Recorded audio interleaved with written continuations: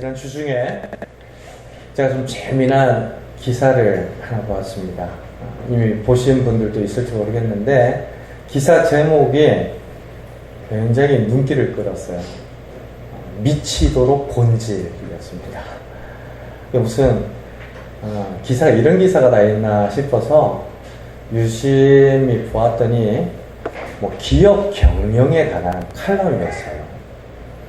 우리가 다 관심이 없는 분야죠. 기업 경영 이러면 사실은 회사를 경영하는 이런 CEO들이나 관심을 가지는 영역이긴 한데 그 기사 내용이 참 재미있는 것이 여러분도 아실만한 이 포스코 특수강 철강 쪽에서는 우리 한국 제일에 하는 기업이라고 해요.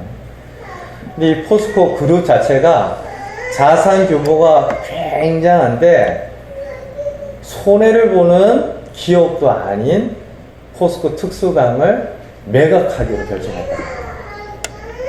그래서 이 기업 경영하는 사람들의 입장에서는 이해가 쉽게 안 되는 거죠. 손해보는 기업도 아니고 순이익을 내고 있고 가뜩이나 불경기에 이익을 창출한다라는 것 자체는 조금만 호황이 받쳐주면 훨씬 더 탄력 있게 사업을 이끌어갈 수 있는 분야인데 그 분야를 매각한다. 이게 쉽지 않은 결정이라는 겁니다. 그래서 이 기자가 유심히 좀 보니까 특별히 포스코 특수강이 매각을 하는 제일 우선하는 이유가 지금 그 포스코 그룹 전체가 자산 규모가 굉장히 큰데 전 세계적으로 불황들이 조금씩 다가오니까 이 뭐라고 해야 될까요? 보유한 자산의 퍼센트를 좀 올려야 된다. 그래서 안정성 있는 기업 구조를 만들어야 신용평가에서 조금 더 등급이 높아지고 이후에 어떤 사업들을 추진해 갈 때 그룹 전체의 전망이 더 좀 안전하다 이런 판단들이 섰던 모양이에요. 그래서 굉장히 큰 계열사죠. 포스코 특수강을 매각해서 자산 보유고를 늘려야겠다. 두 번째는 이걸 팔아야만 특수강 그 분야 전체가 산다라는 판단이 있었다는 거예요.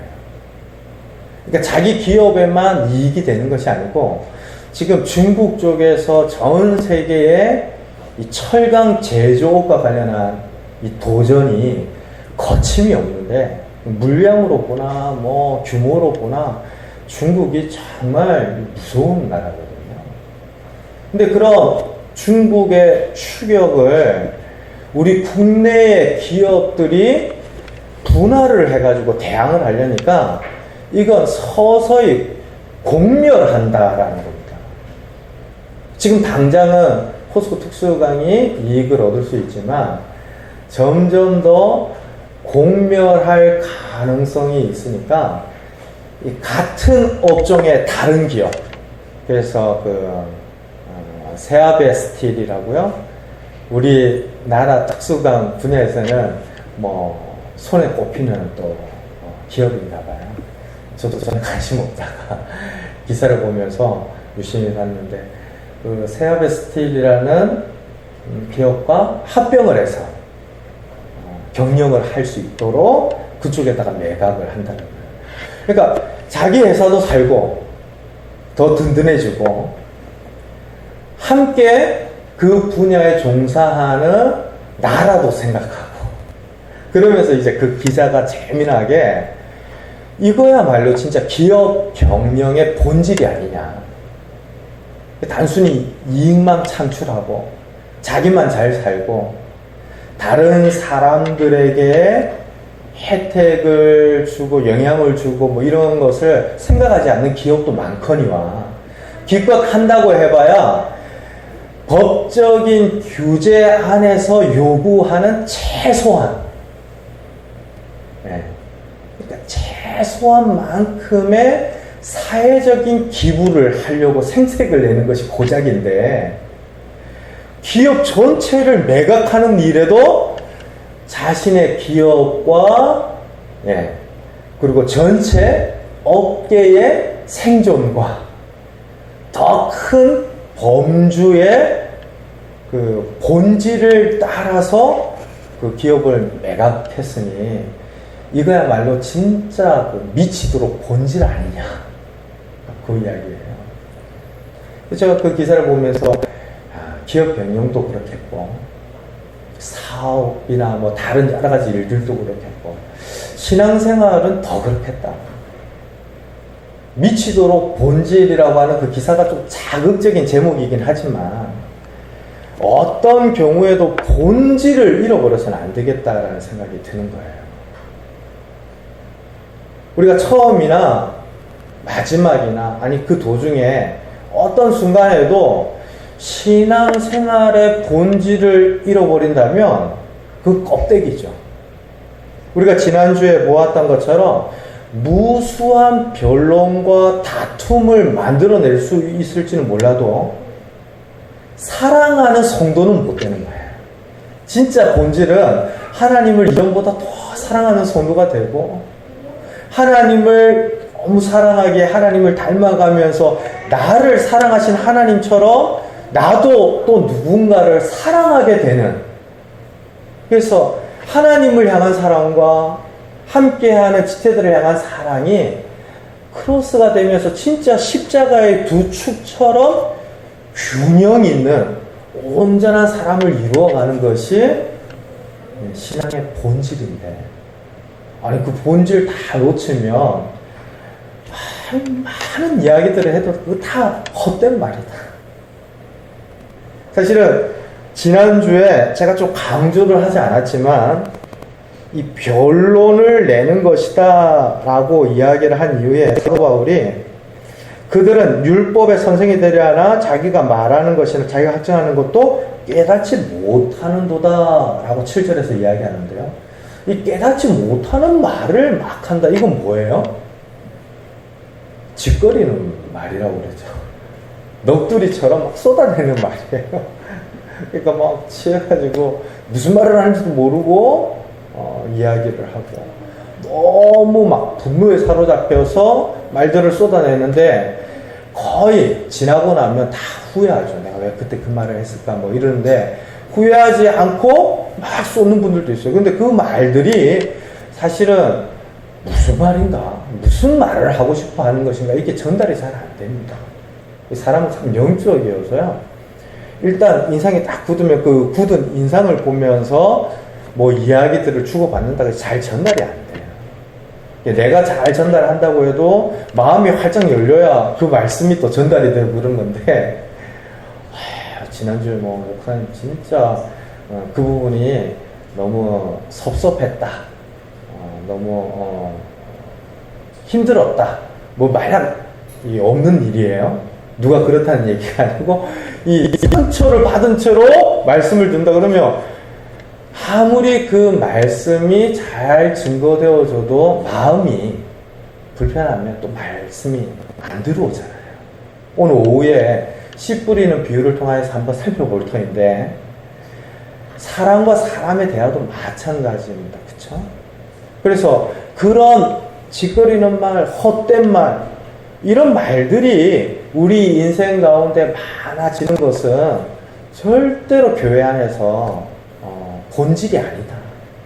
진짜 본질은 사랑을 이루어내고 사랑이 빚어져 나오고 사랑을 함께 세워가는 것이 신앙의 본질이다. 그걸 이야기한 겁니다. 그러니 사랑하는 성도 여러분, 미치도록 본질이 뭐 기업 경영만 그런 건 아니겠죠. 우리가 함께 신앙생활하면서 내가 제사함을 받고 하나님 앞에서 구원받은 성도로서의 감사와 기쁨을 누리고 그만큼이나 하나님을 더 사랑하니까 이전보다 더 닮아가고 그래서 더 지체들을 귀히 여기고 그것이 진짜 우리가 잊지 말아야 될 본질이다. 예. 계속해서 이 사도 바울이요, 그런 본질에 대한 이야기를 하면서 갑작스럽게 율법에 관한 이야기를 합니다. 그러나 율법은 사람이 그것을 적법하게만 쓰면 선한 것임을 우리는 안다. 아까 본질 이야기를 하다가 왜 갑자기 율법에 관한 이야기를 사도 바울이 하는 것일까? 조금 이 흐름상 생뚱하다라고 느끼시는 분들이 있을 터인데요. 지금 교회 안에 어떤 문제가 있었는가 한번 다시 생각해 보십시오. 가짜들이 많았습니다. 이 가짜들이 거짓 교훈을 가르치면서 자꾸 헛된 사변의 이야기들을 만들어 나갔는데, 문제는 이런 다른 교훈과 거짓 교훈, 가짜죠. 교회 밖에 있다라는 겁니까? 교회 안에 있다라는 겁니까? 교회 안에 있기 때문이죠. 근데 교회 안에 있으면서 나는 가짜다라고 이야기를 하는 것일까요? 아니면 진짜인 것처럼 이야기하는 것일까요? 진짜인 것처럼 이야기하는 거죠. 나 가짜다, 나 짝퉁이다, 나 유사품이다 라고 이야기하면서 자신들이 믿는 바를 가르치는 이단은 어제도 없었고 오늘도 없습니다. 예전에 뭐 그런 일이 있었잖아요. 요즘은 너무 평범하고 일상적인 소모품들이 되었기 때문에 그런 유사 메이커들이 많이 없는데요. 예전에 그런 게 있었어요. 나이키 신발 샀다고 좋아서 갔더니 친구들이 야 그거 나이키가 아니고 나이커다 뭐 그러고, 그죠? 아디다스 신고 가서 뭐 너무 좋아했더니 그거 아니다스야 뭐 그러면서 이 비슷한 거. 그래서 거기에 그 R이 뭐 요즘 젊은이들 이야기하는 표현대로 레알이겠죠? 그 R이라는 마크가 붙어 있으면 진짜 상표고, 네. 그게 붙어 있지 않으면 완전 상표랑 브랜드명은 똑같은데 가짜고, 뭐 이미테이션 분야라고 해야 될까요? 좀 좋게 말하면 모조품들이고, 나쁘게 말하면 가짜죠. 짝퉁이죠. 근데 이 거짓 교훈과 다른 교훈도 계속해서 진리인 것처럼 위장하고 꾸며내는데, 교회 안에 있으면서 다른 교훈을 전하면서도 진짜인 것처럼 보일 수 있는 가장 확실한 방법이 뭐겠습니까? 말씀을 가져다 쓰는 겁니다. 성경을 가져다가 이야기하는 거예요. 내가 성경을 이렇게 보다 보니까 여기에 이런 말씀이 있는데 이건 이런 의미다라고 자신의 생각으로 해석하면서 공동체 전체가 믿는 바 고백과 다른 이야기들을 만들어내는 것이 진짜인 것처럼 보이는 가장 확실한 방법이겠죠. 따라하는 겁니다.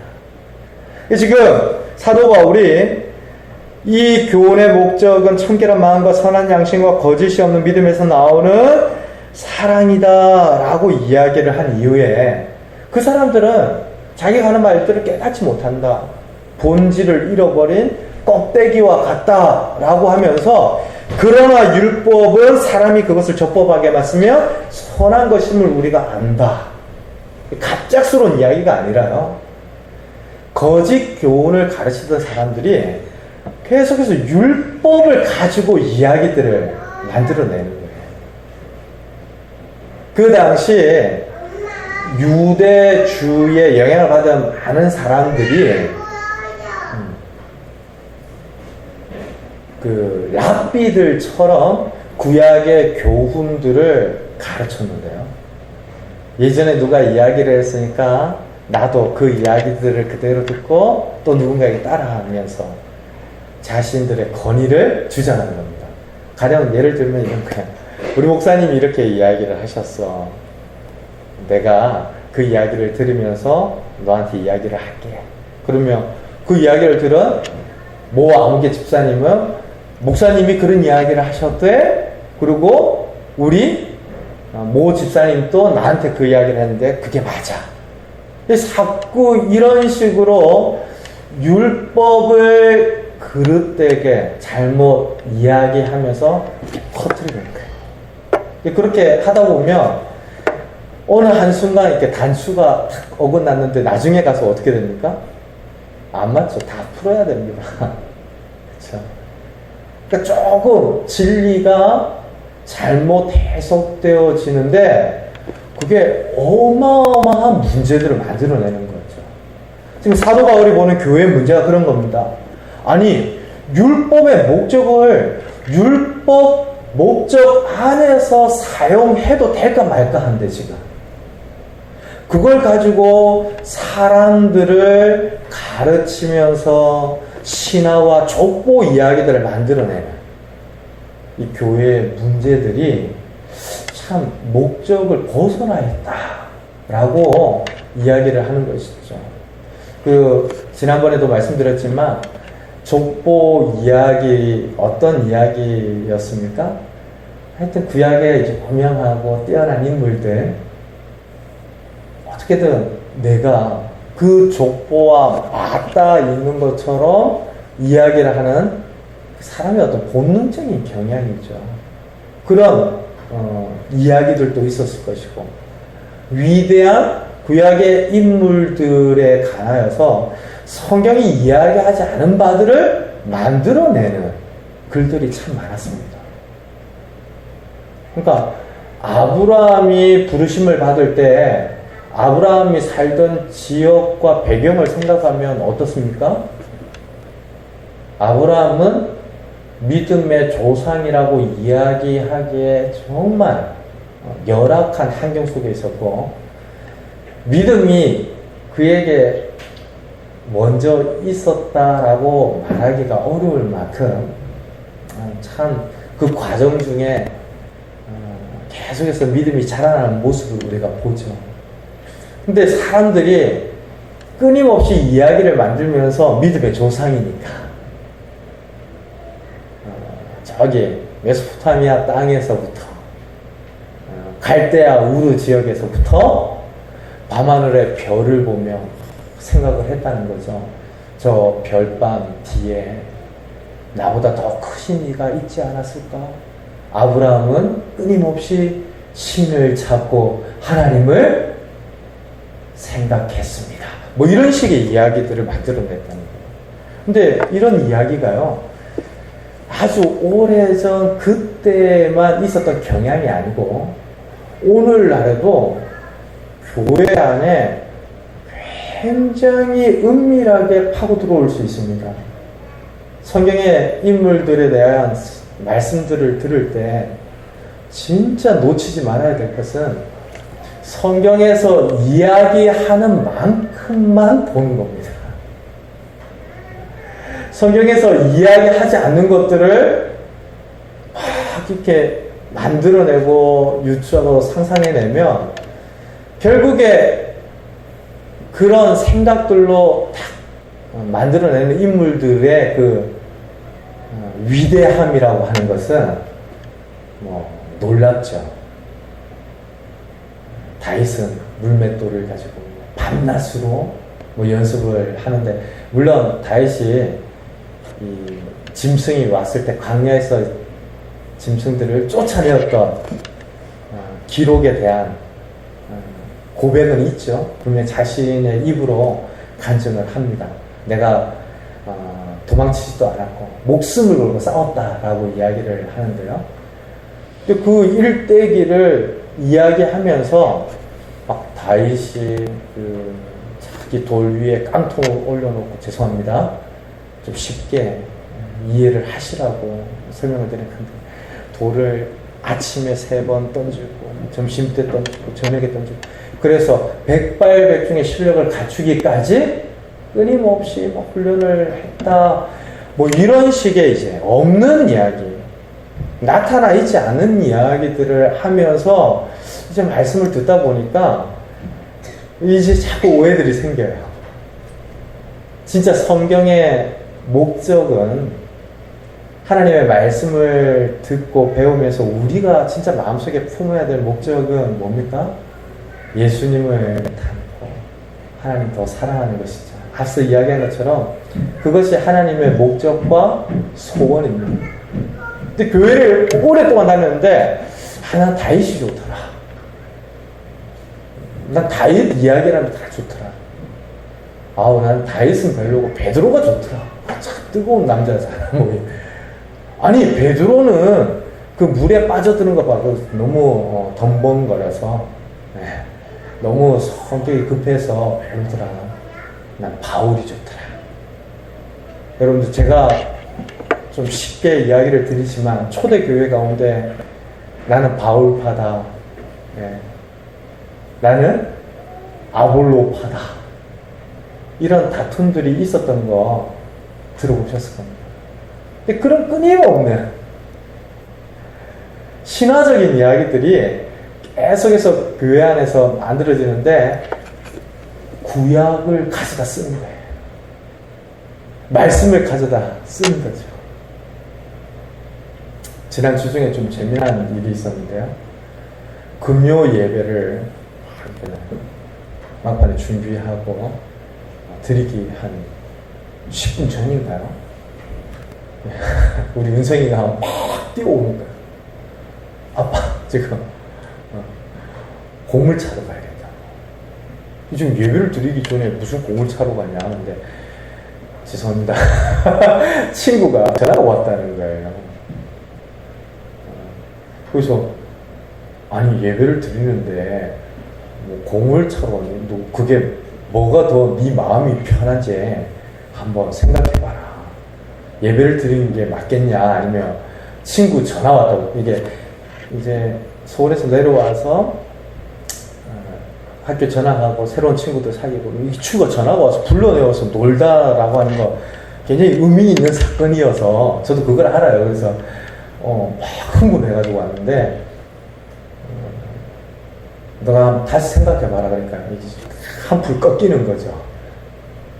저한테 물으러 왔다는 건 이미 이거 좀 깨름쩍하다라는 걸 이제 염두에 두고 물으러 왔다는 건데, 내가 다시 한번 생각해봐라 그랬더니 은성이가 딱 하는 첫 마디 말이 이거 하나님 주신 기회입니다 이러는 거야.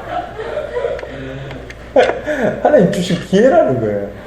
근데 예배 드리지 않고 공을 차러 가는 걸 하나님 주신 기회입니다 라고 본능적으로 탁 이야기를 하는데, 제가 막 웃음이 나오는데 또 실망할까봐, 야, 너 그렇게 하나님 주신 기회라고 막 말하지 마라. 그리고 다시 한번 생각해봐라.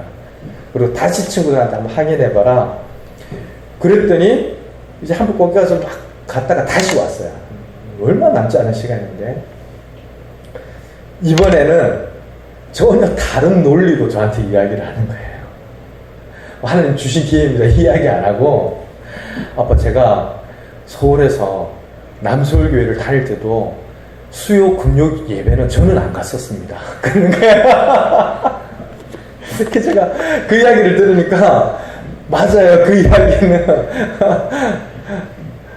개척을 하면서 함께 예배를 드리면서 정말 이렇게 몇 사람 되지 않으니까 어떻게든 학교를 다녀와서 피곤하고 친구들하고 놀 수 있는 시간에 또 수요일날 금요일날 자리에 와서 앉아있고 이게 쉼 없이 이렇게 예배를 드렸거든요.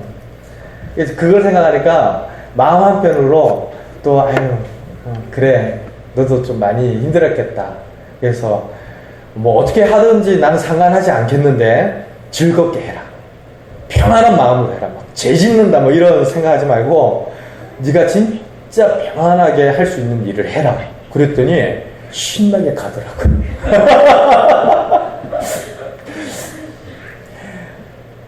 제가 말씀드리고 싶은 것은 이거 하나님께서 나에게 주신 기회입니다. 라고 하는 그 얘기. 근데, 뭐, 특별히 나쁘다라고 하는 차원이 아니고, 거의 본능적이에요.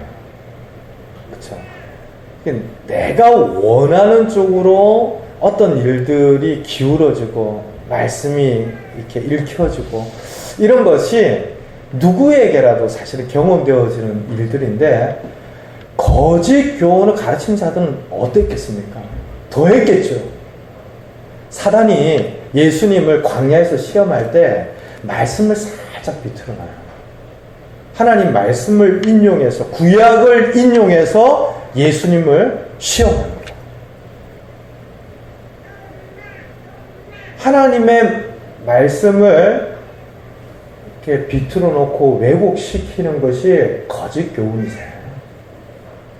지금 교회 안에 일어나는 정말 심각한 문제가 어떤 문제인지 조금 이해하셔야 됩니다. 그러니까 정말 다른 것을 가르친다라고 이야기하면서 외부에서 들어오는 이단들도 굉장히 경계해야 될 대상이지만, 하나님 말씀을 온전히 나르고 배우고 알아가는 진리의 길이 아니라, 내가 원하는 어떤 부분에서만 듣거나 내가 생각하는 바들을 위해서 말씀을 아전 인수하거나, 그렇죠? 그리고 어떠한 부분에서 계파를 만들듯이 그 진리 전체를 들으며 자라나는 것이 아니라 치사 선택을 하는 거죠. 편식을 하는 것.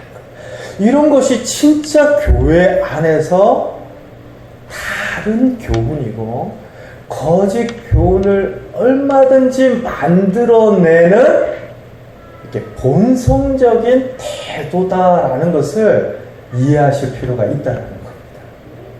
그러니까 뭐 정말 딱 표가 나는, 피와 식별이 가능한 표시를 하고 교회 안에서 거짓 교훈이 나타나는 것이 아니고요. 누구에게라도, 어디에서라도 말씀을 자신의 생각을 위하여서 아무렇게나 인용하고 치사 선택을 하면서 어긋나면 이제 그게 다른 교훈인 것이죠. 지금 사도 바울이 디모데에게 율법에 관한 이야기들을 하는 이유가 거기에 있습니다. 율법의 진짜 목적이 뭡니까? 예수님께로 나오도록 하는 겁니다. 율법을 통하여서 내가 진짜 죄인이다라는 것을 깨닫고, 예수님의 구원이 아니면 나는 하나님 앞에 설 수 없습니다라는 것을 알도록. 그래서 구약에서도 율법의 앞에 서서 자신의 죄를 깨달은 사람은 제사를 드릴 수밖에 없었습니다. 죄가 드러난 사람은 반드시 제사를 드려야만 하나님의 은혜를 입을 수가 있었어요. 율법의 기능은 그런 겁니다. 율법 그 자체가 사람을 건강하게 만들거나 새 사람이 되게 하거나 구원을 시키는 것이 아니라 구원하시는 하나님께로 나아가도록 인도하는 것이죠. 제가 지난번에 서울 올라갔을 때 말씀드렸는지 모르겠는데, 교통 위반을 해서 스티커를 끊었어요. 중앙선 침범을 했는데, 참 복잡하더라고요. 저기 유턴 표시가 분명히 나타나서 저는 유턴을 했어요. 그런데 그 유턴 표시가 저 뒤에 있는 또 다른 유턴 표시, 120m 정도 뒤에 진짜 유턴하는 곳이 있는데, 거기 가서 유턴을 하라는 똑같은 표시예요. 저는 당연히 차를 몰고 가다가 유턴 표시인 것을 보고 이렇게 딱 돌아섰는데, 저쪽에서 경찰이 딱 이렇게 기다리고 있더라고요. 그래서 어떻게든 좀 피해갈 수 있지 않을까. 그 버스 뒤에 바짝 붙어서 경찰을 지나가려고 딱 갔는데 이 버스가 그 앞에 딱 서버리고 속도가 늦어지면서 경찰하고 그대로 이제 만났어요. 경찰이 와서 차를 세우라고. 선생님, 면허증 달라고. 저거 왜 면허증을 드려야 되냐고. 중앙선을 침범했다는 거예요. 벌점도 30점이에요. 범칙금을 내는 거야. 그냥, 아유, 뭐, 비싸니까, 값을 치렀다 생각하면 되지만, 벌점은 이렇게 신경 쓰이잖아요. 그래서, 이거 아니다고. 정말 스티커 끊을 일이 아니지 않냐고. 나 저거 유튜브 표시 보고 지났다고. 아니라고. 중앙선 침범하셨다. 그래서 면허증. 제가 딱 단번에 생각나는 것이, 제가 지금 창원에서 서울 온 거잖아요. 창원에서 서울 왔어요. 그래서 딱 경찰한테 제가 그 이야기를, 내가 지금 지방에서 올라와가지고, 이게 굉장히 낯선 곳이다. 서울이 얼마나 복잡하냐. 지방에서 올라와서 내가 지금 실수했는데 이거 좀 봐주자. 넘어가자. 근데 뭐 끄떡하자 면허증 달라고 그래요. 근데 제가 지갑에서 면허증을 꺼내서 딱 줬는데, 이 경기 지방경찰청, 그리고 주소는 서울 주소로 딱 나와 있어요. 그러니까 지방에서 올라왔다는 말 자체가 거짓말이 돼버리고, 경찰이 그걸 보고 저를 딱 많이 쳐다보는데, 제 주소지만으로도 그렇고 서울에서 뭐 20년 넘게 살았는데, 예, 그 지방에서 올라와서 촌놈이어서 뭐 잘 모르는데, 이게 핑계가 안 되죠. 그래서 뭐 스티커 끊고 지금 언제 낼까 지금 책상 위에 딱 올려놓고 매일 주시하고 있어요. 근데 그런 경험이 확 바꾸겠습니까? 저를 변화시킨다든지. 다만 억제하는 거죠. 벌금 물고 벌점 있고, 그러다가 운전면허 취소되고 불편해지고 뭐 그런 것들을 계속 나한테 중시시키면서 억제하는 겁니다. 이 율법의 기능이 그런 거라는 거예요.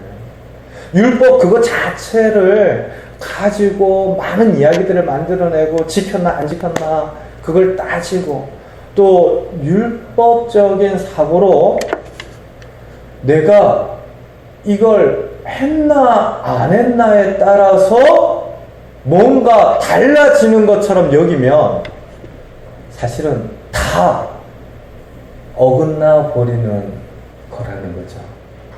말씀의 목적 자체를 놓쳐버리는 것인데, 지금 사도 바울이 그걸 이야기하는 겁니다. 율법은 초등학교 교사와 같이 어린 시절에 아이들 했나 안 했나 가르치고 이러면 안 돼요 라는 정도이지, 그것 자체가 신앙의 목적인 것처럼 사람들이 가져다가 이야기를 하고 바꾸어서 말하고, 그거 다 거짓 교훈입니다 라는 겁니다.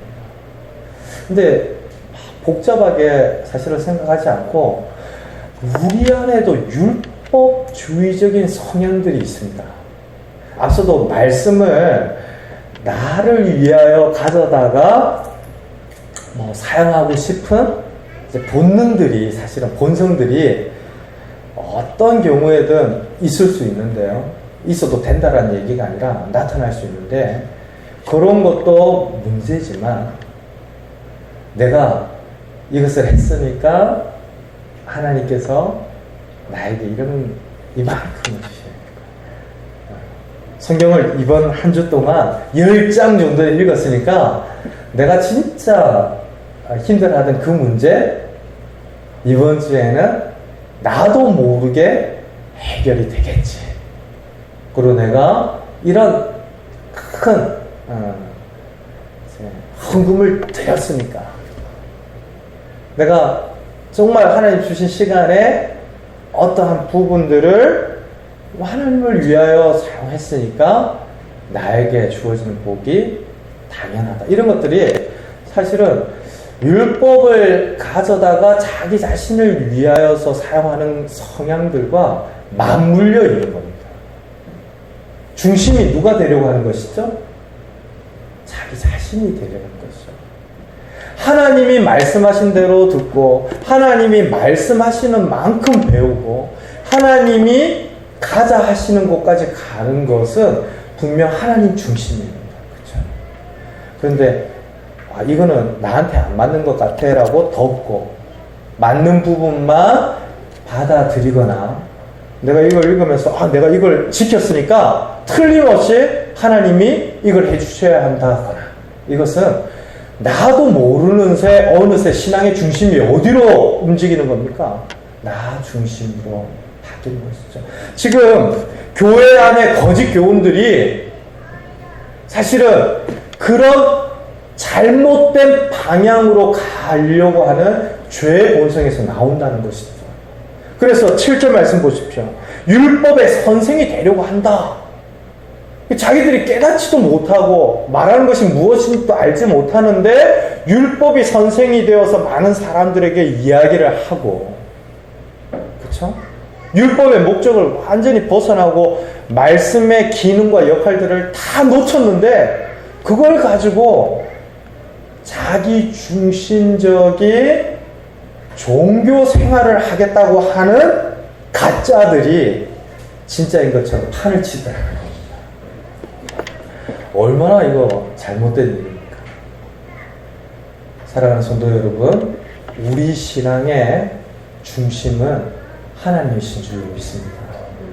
우리 신앙생활의 중심은 하나님이십니다.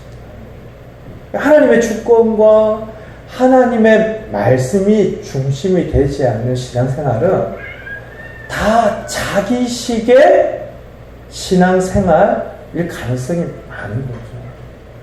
하나님이 말씀하시는 것을 듣고 배우고 알아가는 일이 그래서 중요한 겁니다. 정말 자기 중심이었는데도 점점 우리는 하나님 중심으로 바뀌어져 가는 것이죠. 하나님 말씀을 따라서 변화되어져 가는 것입니다. 그것을 성경은 구원이라고 말합니다. 지금 교회 안에 믿는다라고 하면서도 계속해서 나타나는 그런 다른 교훈들에 대해서 사도 바울이 이야기를 하면서 뭐라고 이야기합니까? 진짜 율법은 그리스도께로 가야 한다. 말씀은 예수님께로 가야 하고, 하나님 중심으로 가야 하고, 다른 것을 가지고 많은 사변적인 이야기들을 만들어내는 것은 목적을 벗어난 것이다. 사실 그런 계명, 율법이 이제 계명인데 어떤 사람들을 위하여 주어진 것이라고 말을 하죠? 9절과 10절 말씀 우리 같이 한번 읽을까요? 알 것은 이것이니 율법은 옳은 사람을 위하여 세운 것이 아니요 오직 불법한 자와 복종하지 않은 자와 경건하지 아니한 자와 죄인과 거룩하지 아니한 자와 망령된 자와 아버지를 죽이는 자와 어머니를 죽이는 자와 살인하는 자며 음행하는 자와 남색하는 자와 인신매매를 하는 자와 거짓말하는 자와 거짓 맹세하는 자와 기타 바른 교를 거스르는 자를 위함이니. 근데 죄인들을 위하여서 주어진 말씀입니다. 죄를 깨닫고 죄를 억제하고 그 죄를 알고 하나님께로 나아오도록 주어진 계명인 것이죠.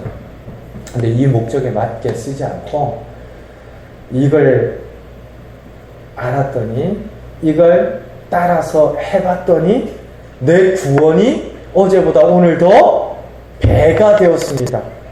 이런 것이 자기 중심적인 왜곡이다라고 지금 사도 바울이 디모데에게 경계시키고, 교회 안에 정말 은밀하고 그러면서도 치명적이고 그러면서도 진리를 따르지 못하도록 해방하는 가장 무서운 적이 이런 식의 왜곡이다라고 이야기합니다. 우리가 참된 교회는 말씀과 기도 위에 세워져 간다라고 믿습니다. 우리 그 사람 교회는 그런 교회가 되기를 원합니다. 우리 중심, 나 중심. 개인마다 얼마나 달라요. 정말 그 칼라들이 독특하고 하나님께서 우리들을 창세전에 택하시고 부르시고 이렇게 모이게 하셨는데 각 사람들 얼마나 각각 개성이 있습니까? 그렇죠? 다릅니다. 근데 그런 다른 나 자신, 다른 누군가가 중심이 된다. 그러면 사실은 공동체의 미래는 결코 희망적일 수 없겠죠. 최근에 한국 교회 안에 여러 어려움들이 많이 나타나는데 그 어려움들은 너무 아프지만 정말 되돌아보아야 할 경종이라고 생각이 들어집니다. 누구 한 사람에 맞추어진 교회를 함께 세워왔기 때문에 그래요. 누구 한 사람의 카리스마와 역량이 교회의 존폐를 결정할 만큼 커졌기 때문인데 하나님께서 바라시는 교회는 절대로 그런 교회가 아니죠. 이게 질서가 없어야 된다, 무조건 평등해야 된다 이런 차원이 아니고요. 하나님 중심이어야 한다는 것입니다. 사실은 그 싸움을 목회자도 끊임없이 해야 하고 목회자와 더불어 만인 제사장으로 부르심을 받은 성도들도 함께 해야 합니다. 그런 교회의 어려움들을 깨닫게 하고 경계시키면서 사도 바울이 뭐라고 선포합니까? 11절 말씀 보십시오. 같이 읽을까요? 이 교훈은 내게 맡기신 바 복되신 하나님의 영광의 복음을 따름이라. 참 부럽지 않습니까? 저는 어제 말씀을 쭉 마무리하다가 야, 누가 보면 참 얄밉게 이야기하는 것 같다라는 느낌 받았어요. 성경에 나타난 이 사도 바울의 고백을 보면서 왜 그런 기분이 들었는지 저도 다 정리를 하지 못했지만 부러운 거죠. 나는 자기 중심의 어떤 왜곡이 아니라 하나님 영광의 복음을 따른다. 그리고 이 교훈은 복음과 배치되는 것이 아니라 우리를 사랑하시는, 우리가 잘 되기를 진짜 바라시는 하나님의 그 복된 소식에 합하여 주어진 말씀이다. 지금 자신이 무엇을 해야 할지 너무 분명하게 알고 자신이 말하는 바, 믿는 바가 무엇인지를 명확하게 알고 있어요. 사랑하는 성도 여러분, 내가 무엇을 해야 하는 존재인지를 모르는 사람은 불쌍한 사람입니다. 내가 그리스도인으로서 하나님의 자녀로서 어떻게 살아가야 할지, 무엇을 행하여야 할지 너무나 명확하게 알고 있는 이 사도 바울의 고백을 보십시오. 어떤 면에서 두 종류의 성도들이 있다라고 할 수 있지 않겠습니까? 자신의 숙명과 운명을 잘 아는 성도와 내가 지금 어디 있는지도 모르고 내가 무엇을 믿고 있는지도 모르면서 자기 중심적으로 믿는다라고 하는, 그쵸? 지금 사도 바울은 나는 하나님 중심, 하나님 영광의 복음을 따르며 또 그 교훈, 말씀이 내게 맡겨진 바 되었기에 나는 그 복음을 전한다라고 우리에게 이야기를 합니다.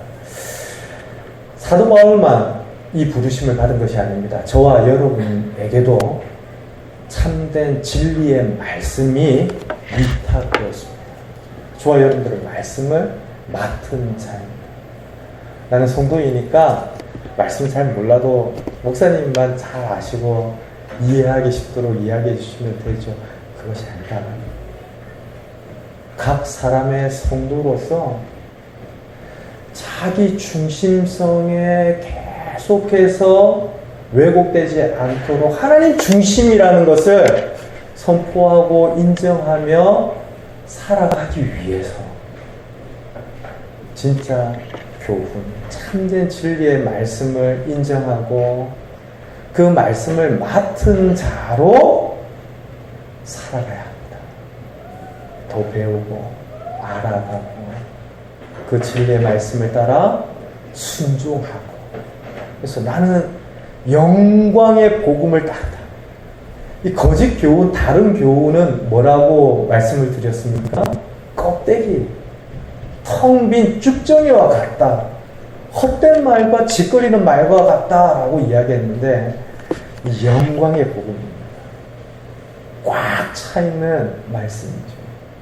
진짜 사람을 부요하게 하고 그 영혼에 만족함을 주고 확신을 주고 내 인생의 의미와 목적을 깨닫게 하는 복음입니다. 나는 이 말씀을 맡았고 이 말씀을 따라 산다. 지금 바울이 우리에게 이야기하는 것입니다. 이 고백이 이번 한 주 동안 저와 여러분들의 고백이 되기를 주님의 이름으로 축원드립니다. 하나님 앞에서 내가 누구인지를 알고 어떤 일들을 감당해야 할지를 고민하면서 참된 교훈, 말씀의 진리 안에서 온전하게 내 인격과 삶의 모든 영역이 그 말씀을 따라 자라나기를 소원하고 결단하는 그런 큰 은혜가 우리 모두에게 있기를 다시 한번 주님의 이름으로 축원드립니다. 우리 같이 한번 기도하겠습니다.